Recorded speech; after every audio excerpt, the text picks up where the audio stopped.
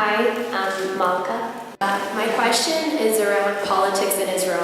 What would you say is the party in the Knesset right now that is closest, it's closer to a peace process that is actually real?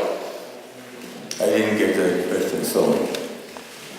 What would you say is the party in the Knesset right now that is closer to a manageable peace process? Who are the parties that is close now to a peace process in the Israeli Knesset? Yeah, that actually has the best proposal. You got the Arab parties, you got Meretz, you got מפלגת העבודה, the Labour, you got Tzipi Livni. And by the way, I met Tzipi Livni several times the last 2 months. And she's supporting very much this project. I think that even the Haredim, it's strange what I'm going to say, but the Haredim are against what's going on the last 2 months with Temple Mount, with Arabite. They are very, very against. And by the way, Derry, Shas, he is very pragmatic person. And I don't know if he will get enough money, he will be the right candidate. I am not laughing, you know. I've said many times that for me the model is Yochanan Sadar, the model is a Rambam. That you need to read what the Rambam said about Kardom Lachforba in the Pirkei Avot to understand that all what's going on today is that we are giving money to yeshivas and we are giving money to mikveh or whatever. It's really Chilul Hashem. Instead to give the money to those people who need medicine or need social help. So it's what we say to Velvesheretz Vedo. I don't know how you explained it in it's like to go to the mikveh and you are going with a mouse with you, so nothing help you to are in the mikveh. So it's a terrible situation, but that's the situation, unfortunately.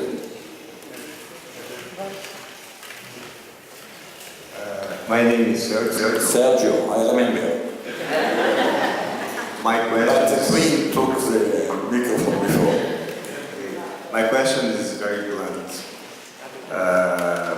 The impression we get at the diaspora is that for every step the peaceniks in Israel, people like you, take forward, Netanyahu makes a declaration that he will build 1,000 houses more. That goes 7 steps backwards. So your optimism in terms of what the diaspora can do once diaspora is also influenced by Netanyahu's and Apex propaganda, how do you balance these conflicting forces? You know, Sergio, if Netanyahu is coming, or Ehud Barak is coming to Brazil, if you would arrange, Ehud Barak is not an example, but Netanyahu or one of the government minister will come to Brazil.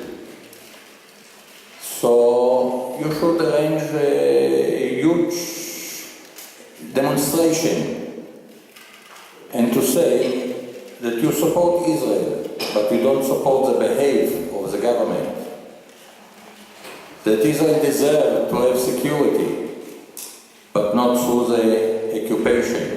To find the right sentence to say, but to make demonstration, and that can help that those people who are coming back to Israel, they will understand that the diaspora or the people who are living outside Israel are not supporting them view, number one. Number two, our project, one of the questions that we have asked ourselves, What will happen if the right wing will do the same, what we try to do?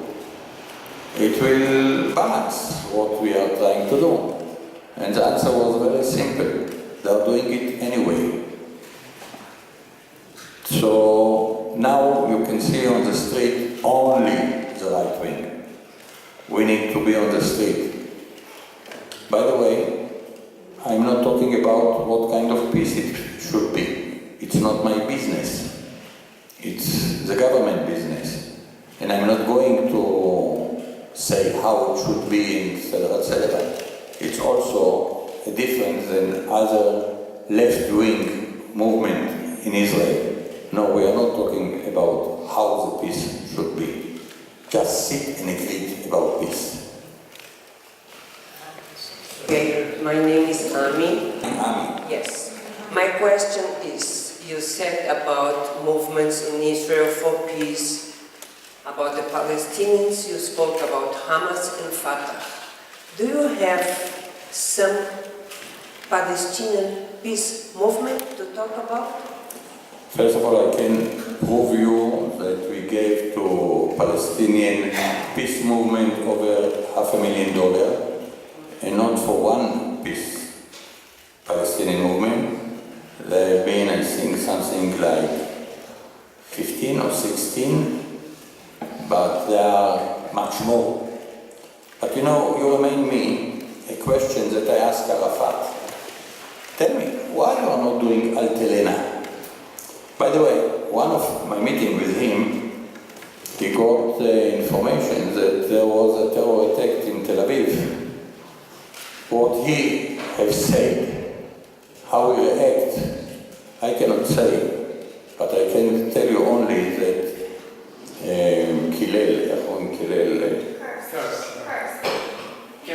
he cursed, thank you, he cursed those people who did it, and it was real, it was not a bluff.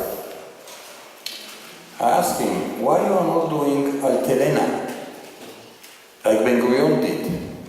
And he knew about Altelena. You know what he gave me in answer? Yitzhak, Ben Gurion did Altelena after he got the state. I don't have a state. Number one.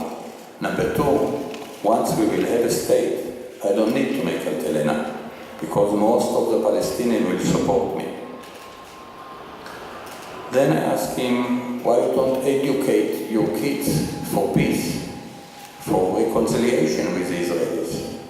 Then he said to me, day after we signed the peace agreement, we will start to educate our kids for reconciliation and peace.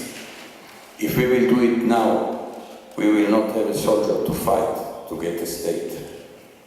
Again, you need to understand the philosophy about it. But even though there are many peace organizations in the Palestinian side, you don't need to accept it, but that was his answer. Yeah. There are many peace organizations in the Palestinian side. And if you want, you can send me an email, I can send you a list of peace movements in the Palestinian side. No problem at all. And it's, by the way, for them to be peace movement is 100 times or 1,000 times difficult than in the Israeli side. But they're doing it. Roberto.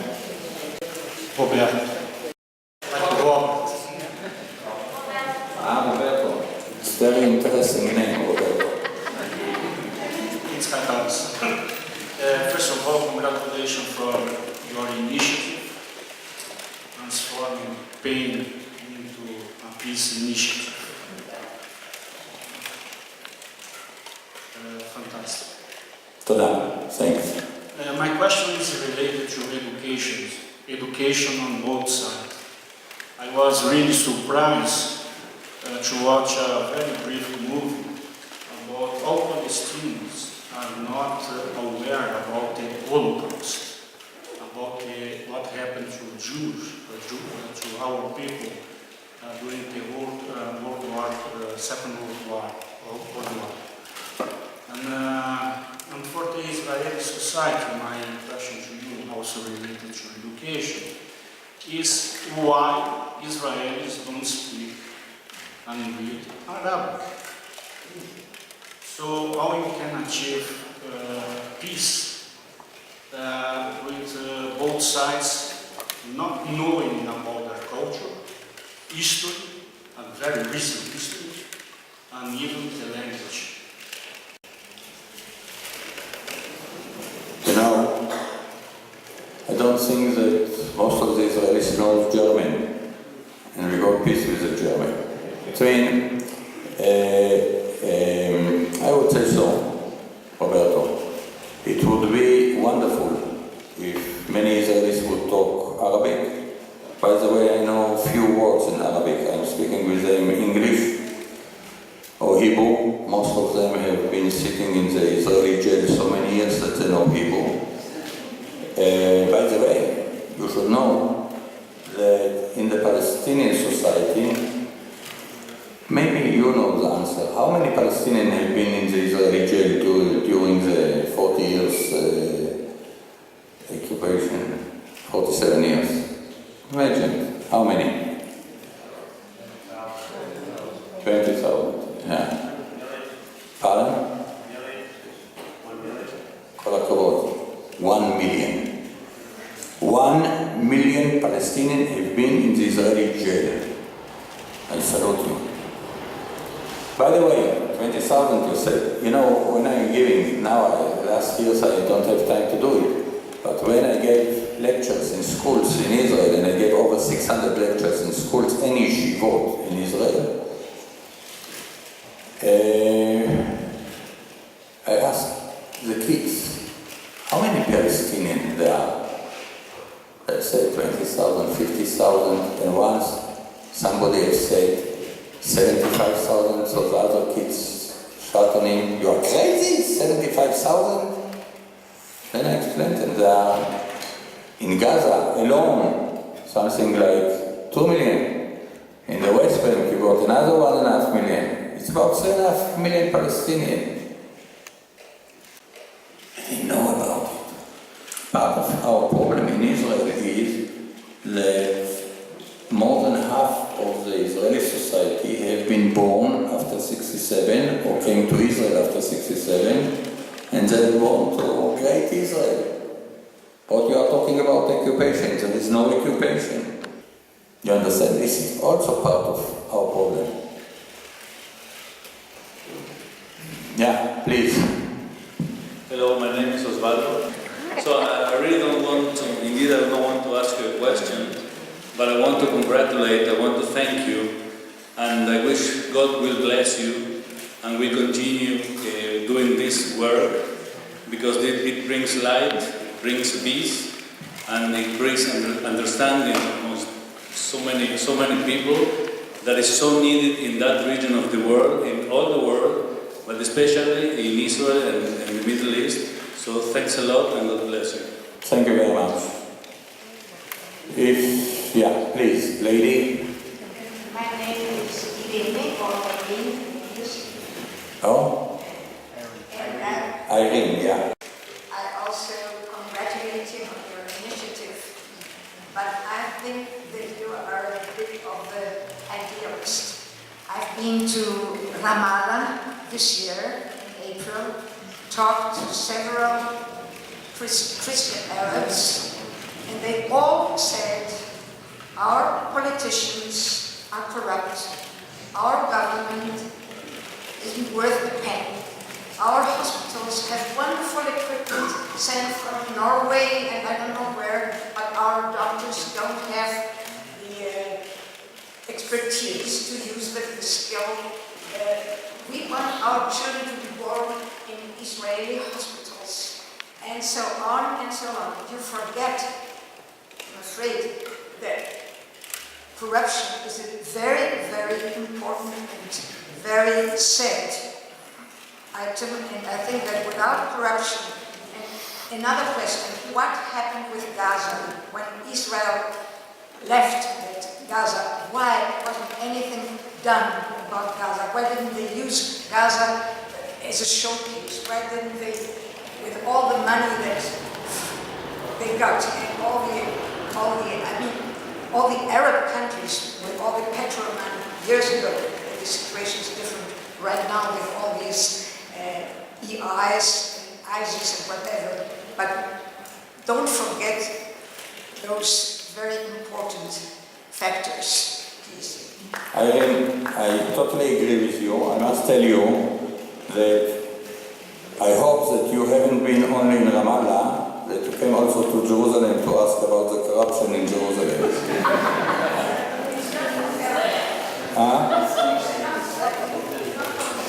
Okay, number one. Number two, about Gaza. You are talking about the Arab countries to help the Gaza people. You are talking about, I totally agree with you, but I said I totally agree with you. What can I say? Yeah. So there's no solution. Oh, my name is Renato. So Renato too. Renato. Okay. Yeah.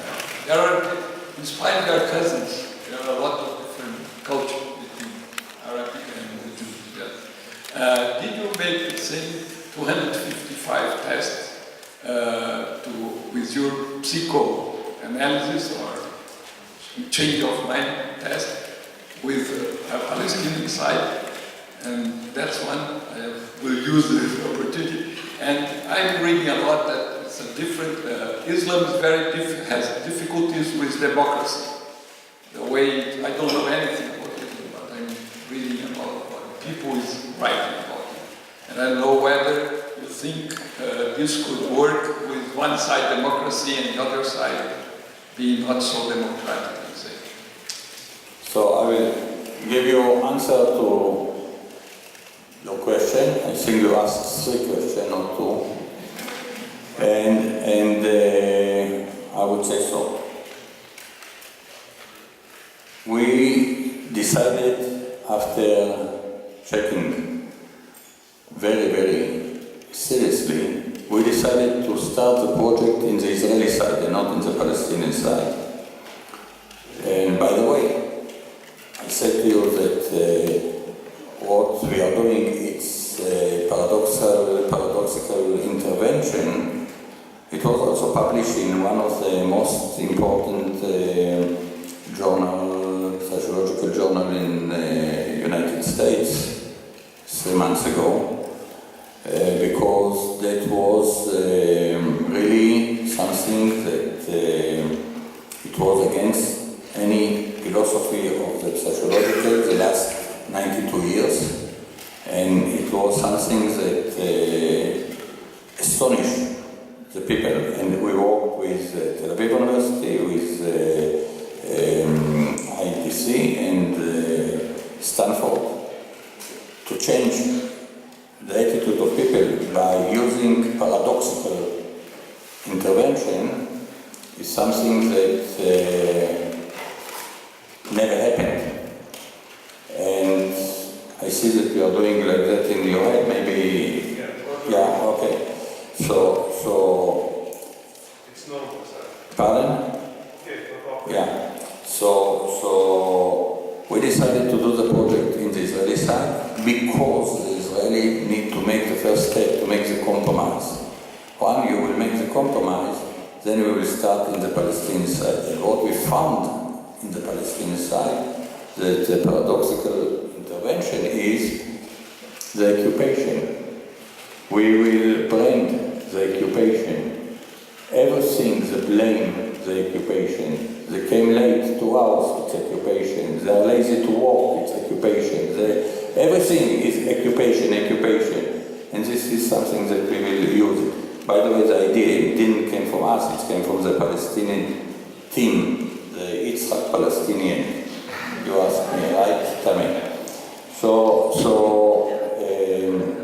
you asked me another question that I hope you allow me to divide it into 2 questions about the Israeli democracy and the Palestinian democracy. So about the Israeli democracy, it's a wonderful democracy for the Jews, but not for non-Jews and not for the Palestinian. But from the other side, the Palestinian democracy, I have said many times that the occupation is terrible, but there is only one thing they got profit from the occupation. That they learned what does it mean democracy. And you should know that if it will be a Palestinian government in a Palestinian state, it will be the first democracy in the Arab world. Okay? Even today, what they are doing inside themselves, in other Arab countries, they would kill them. They allow themselves to do it because they know what does it mean democracy. Yes. I hope I give you answer in that. Hello, my name is Silvio. 4 years ago, Silvio. 4 years ago, I have been with a group of Brazilian Jews to Jericho. We talked with Simon Arik, and he told us, look, we accept everything. We don't know with whom we have to talk about in Israel. Okay, let me make some question. If there is a recognition of the state, Palestinian state from Israel, what will happen to the terrorist groups? The majority of the population of the Palestinians can hold them, and Israel can hold all the situation. What do you think about it? Sylvia, let you give you a simple answer. It was on 1947 that there was on the Israeli side, Lehi, Etzel, many organizations who fight against the British, and then they started to fight against Ben Gurion and the government in Israel. And it stopped in once, through Al-Kelena. But even before Al-Kelena, most of the people in Etzel, Lehi, have decided to be part of the IDF. But there was a small group that wanted to bring arms and to do what they want to do, and Ben Gurion fighting it. The same situation, I think, it will be in the Palestinian side. Now, please, don't forget, today the Hamas is about 65% of the Palestinian society. Just 6 years ago, there have been only 6%. What's happened during those years? Suddenly the Palestinians started to be religious? No.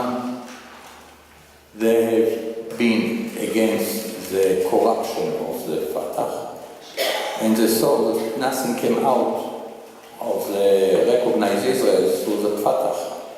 Therefore, they went to be part of the Hamas. But once it will be peace, I think that most of the Palestinians will support it.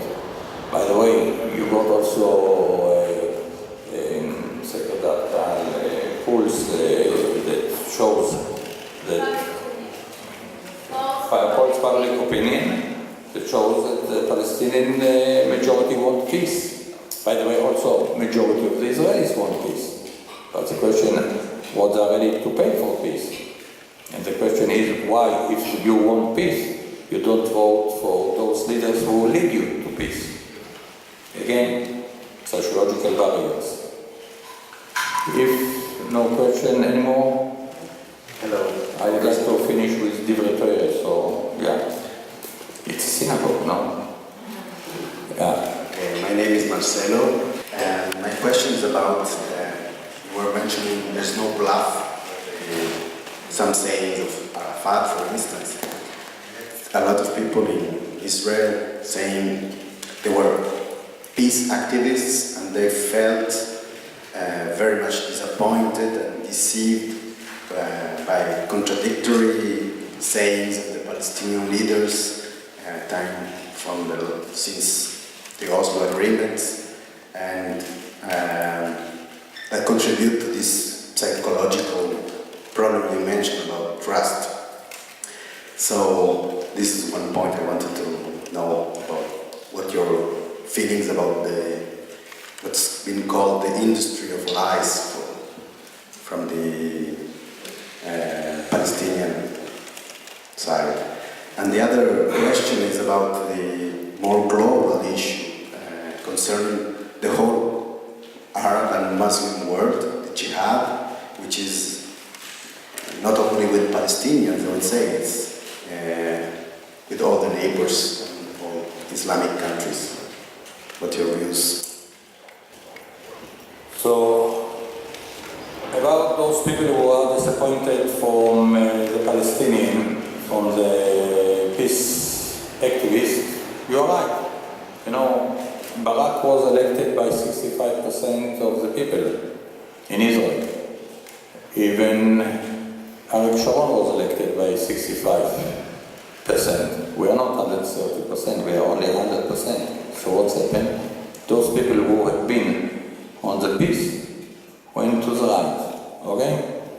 So it's a long story that people are disappointed from the situation. And I would like to give you one example. Sharon evacuated the settlers from Gaza. We give Gaza to the Palestinians. We make peace with the Palestinians in Gaza. That's what Frankenthal said. Nonsense. Sharon did one of the biggest bluffs. Why? Because he put the Palestinians in Gaza in one big jail. They couldn't go to Egypt, couldn't go to the sea, they couldn't go to Israel. They have been blocked. So they react. And even though it was opened through the tunnels, over 1,000 tunnels, unbelievable. Industrial, you asked before about the industrial, I think so, no?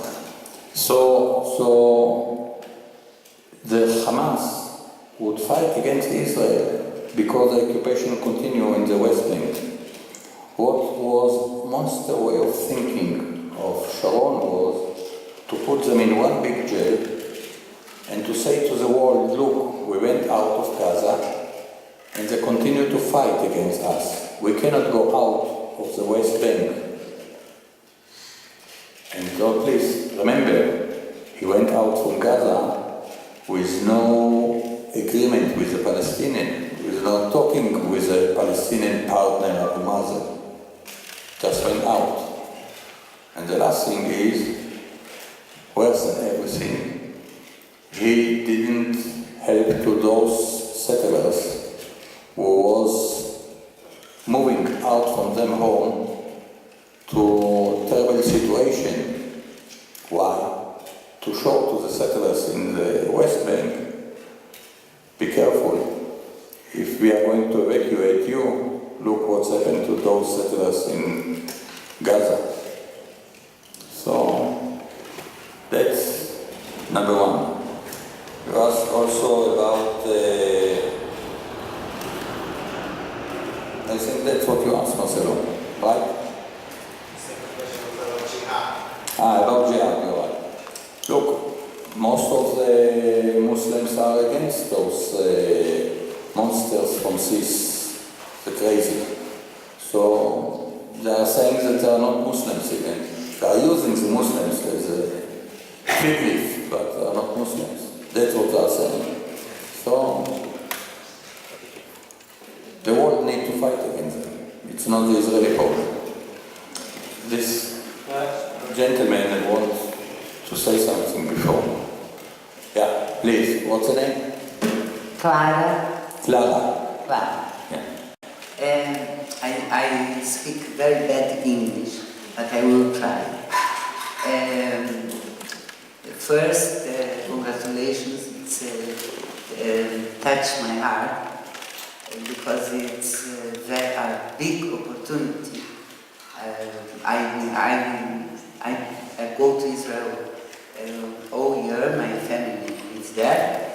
I know people that pass what you passed and have children that were killed. And I think that all people here feel what is the work that you do and important information that you give us because it comes from your mouth. Because it comes from somebody that knows the Israeli society and the Palestinian society. My answer, my question, I saw in the internet a lady in Israel do como é que fala, uma pesquisa, estudo, a research in the Israeli books for children. What they say, what they tell about Palestinian people. I would like that you speak about that because we received all day we receive information from what Palestinians say about Jews. I would like that you tell us, because this lady, I think that you... Her name is Professor Noit Pellet. Yes, Professor. Please tell us details of that study that she do about... So, I don't know to give you... You said you don't know English so well. I think your English is better than my English. Noit Pellet, she lost her daughter Smadar in a terror attack in Ben Yehuda Street. She is the daughter of General Pellet, and she is a very serious person. I don't know about the studies that she did, so I cannot give you exact answer, but I can tell you that she is a very serious person. That's what I can tell you. So I don't know about the research that she did. I don't know everything. I got some laconic. I don't know. I didn't. Okay. Forgive me, after they speak, my name is Alberto. Okay. We are having a lot of problems in Europe, in Nigeria, in the Philippines, with the Muslims. You were told that the next day the Palestinians get recognized as a country. They are going to switch the mind of the kids after decades of hate.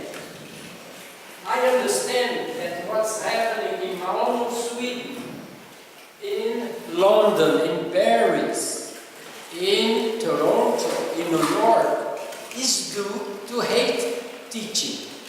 Do you really believe that overnight all the hate that has been taught to the Palestinian kids, or even earlier generations in Gaza and in Palestine, is going to change the picture? So, Are the Jews going to turn from pigs and apes into human beings? Thank you. my dear Avi Alberto, I don't need to believe. I believe in God. I don't need to believe that that will be the situation. I got a proof, and I prove you because you and me, we are on the same age, more or less. What's happened? 1977. Sadat came to Israel.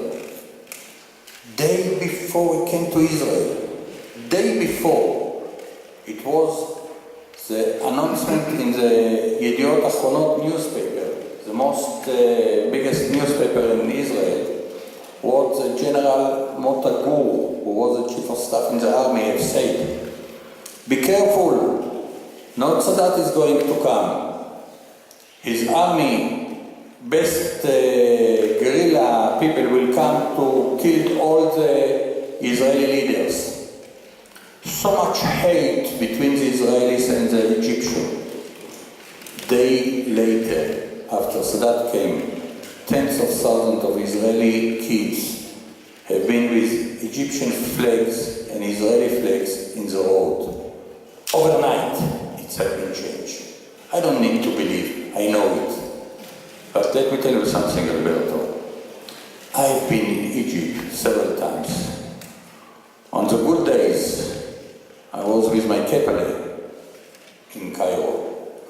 Ahlan Tel Aviv, Ma'asalam Tel Aviv, Kefal Tel Aviv, Marhaba. Today, I'm afraid to go with my kippah in Europe.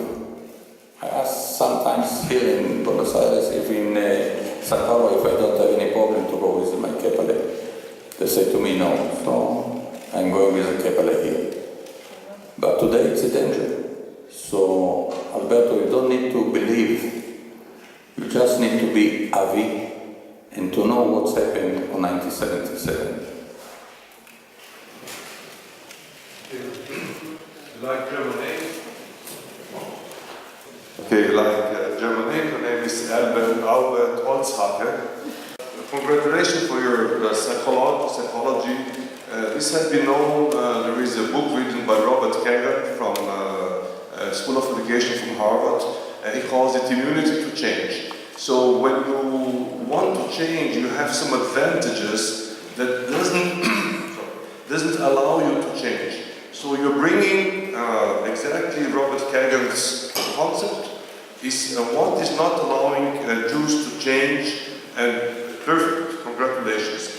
What could be the immunity to change from Palestinians? That from Roberto's question is, we should not believe in God, but not completely naive. So what could be that immunity to change? Because many people want to change. What are the hidden advantages that Palestinians are getting and that may change the day that Israelis, I'm Israeli, we recognize the Israeli state? I must tell you that I don't know to give you an answer, black and white, on the question, but I can tell you again about the experience. The German killed us, 6 million of us, and we are good friends with them.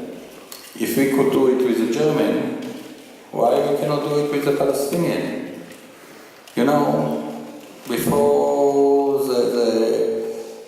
I suggest you, all of you, to read the book of Professor Avi Schleim, Kira Barzel. I think it is also in English. It started in English and then it translated to Hebrew. Try to read his book. How many times Israel didn't miss any one chance to miss the peace. Once Abba Ebenel said it about Arab, but it's true about the Israelis. So many on the way in the airplane to fly here, it took me something like 15 and a half hours to Istanbul. So I read, I think, 120 pages of this book. Unbelievable. How many times Golda Meir, Moshe Dayan, everyone missed the opportunity to make peace with the Egyptian, with the Syrian, with the Jordanese. You read it and your ears stand up to say, what's going on? By the way, my ideas about the peace, I was grow up in Bnei Brak. It's a religious, not like it is today Bnei Brak. Yeah? It was a religious Zionist Bnei Brak on those days. But I grew up in a family who are very right-wing, very right-wing. And I changed my attitude once I read the book that was about Moshe Dayan, who, without any shame, has said that the fight between Israel and Syria, if you remember on Kibbutz Dalia, Kibbutz Goshem, all those fights from Syria to Israel, he said that over 80%, we started. It's ridiculous. And when I read it, I said to myself, something is wrong here. And then, a year later, I was in Yom Kippur War. I said to my friends, you know, we could achieve peace with the Egyptian. If you remember Yaring on the area, Israel, Egypt. But we didn't do it. So when Sadat came, I celebrated. I said, thanks God, it's going to be peace between Israel and the Arab world. My friend looked at me and they said to me, you are naive. We will give back Sinai, Sadat will be murdered, and his next one will fight against Israel with no Sinai. We will not have Sinai. You see, the fear lead us. Just make peace. And if we will make peace and they will continue to fight against us, I will be the first one to fight against them. But let's make peace. Yeah. Finito. Okay. I would like to finish with one sentence from the Parashat Shavua. We are talking about the great Israel belong to Israel, right? That's I believe also. But in this parasha, Kodesh Baruch Hu promised to Abraham, לזרעך נתתי את הארץ, you will have the land. But he got argument with his nephew Lot, and he was ready to make compromise. If you are going to left, I'm going to right. If you are going to right, I'm going to left. What's going on? It belongs to us. It belongs to Abraham. He got the promise from God. But even though he was ready to make compromise for peace. Thank you.